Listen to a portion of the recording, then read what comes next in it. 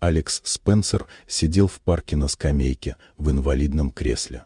Вокруг шуршали осенние листья, а дети смеялись на площадке. Когда-то он тоже бегал по таким аллеям, но 5 лет назад авария лишила его возможности ходить. Раньше он был влиятельным бизнесменом, решал все деньгами, но теперь понял, не все покупается.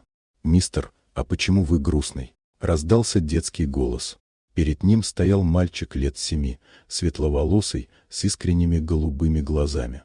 «Просто устал», — ответил Алекс, с трудом улыбнувшись.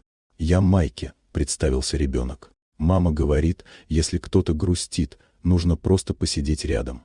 Можно?» Алекс кивнул. С ним давно никто не говорил просто так, без выгоды.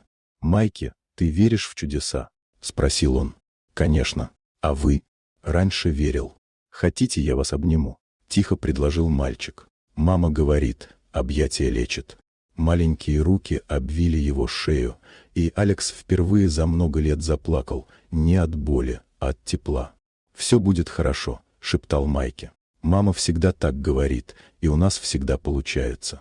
С того дня Алекс приходил в парк ежедневно. Майки приходил с мамой, Лорой, учительницей. Женщина одна растила сына, но выглядела удивительно светлой. Постепенно они стали друзьями. Алекс слушал рассказы мальчика о школе и понимал, как давно не интересовался ничьей жизнью. Однажды Майки сказал: «Знаете, мистер Алекс, вы уже встали. Что ты имеешь в виду?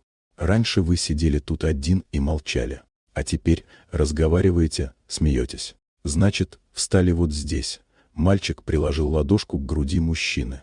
Алекс задумался, он и вправду изменился. Начал видеть красоту, листья, детский смех, заботу Лоры.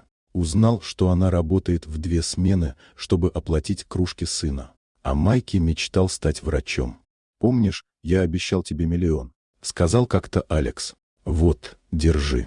Это для твоей мамы, чтобы она могла читать тебе сказки, а не работать по ночам. И для тебя, чтобы ты стал лучшим врачом. Но я ведь не вылечил вас», — растерялся мальчик.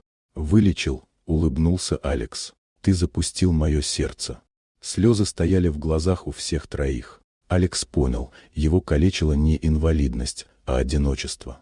И впервые он почувствовал, что нужен кому-то просто как человек.